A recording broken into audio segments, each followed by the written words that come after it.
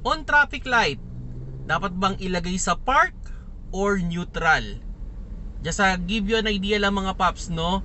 Kung kayo ay bababa ng sasakyan, ideally, dapat ninyong ilagay sa park.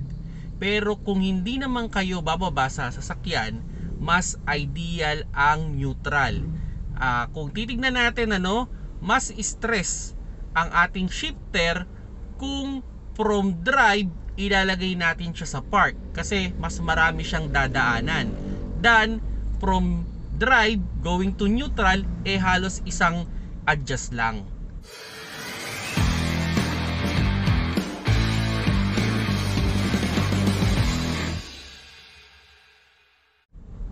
Hello mga paps, I'm Kuya Shane at may na-receive akong question. Medyo sabi niya newbie question daw. At yun nga, sa traffic light daw, saan ba dapat ilagay ang kanyang shifter sa automatic transmission? Sa neutral daw ba or sa park? Okay, so kung titignan natin, for example, nasa drive ka. So umaandar yung sasakyan mo, then all of a sudden, may traffic light, naka-red, at gusto mo magpahinga. Kumbaga, tanggalin mo muna yung paa mo sa brake at mag-handbrake ka. Now, yun nga, saan daw dapat ilagay? Okay, as I advise, pag ganyan ang sitwasyon, mas ideal na ilagay mo lang sa neutral. Kasi from drive, isang adjust ka lang, nasa neutral ka na. Okay? Now, kung aabante ka, from neutral, isang adjust ka lang din going to drive. Unlike nung from drive papunta sa park, dadaan ka muna sa neutral, reverse, then park.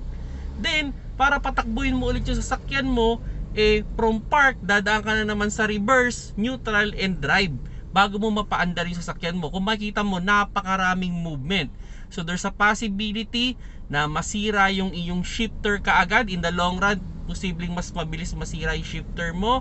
Okay, kumbaga yung mga bushing dyan, o yung kung goma man yun o plastic, pwedeng mabasag yan agad kasi napakarami lagi ng movement. And doon sa transmission mo, dahil napakarami nung process, pwedeng mas mabilis din masira yung transmission mo kung lagi mong gagawin yun. So yun, ang advice ko sa inyo, kung hindi naman kayo bababa ng sasakyan, okay, at gusto nyo lang magpahinga, so i-engage nyo lang yung neutral, i-engage nyo yung handbrake, then okay na yun. Now, kung kayo naman ay bababa ng sasakyan for more safer, kailangan nyo talagang ilagay yan sa park, then i-handbrake. So, yun yung pinaka-ideal way ng pagdadrive ng automatic transmission. Actually, tinuturo yan sa driving school din, At yun, pero may mga nakikita pa rin ako nagdadrive ng automatic transmission. Mapapansin ko minsan nasa traffic light, umiilaw lagi yung reverse light. So, kawawa naman yung transmission mga paps, So, ito lang naman ay para magtagal ang inyong transmission. Kung nagustuhan nyo yung video, paki-like, at kung may reaction kayo, just comment down below. Salamat sa panonood. Keep safe mga paps.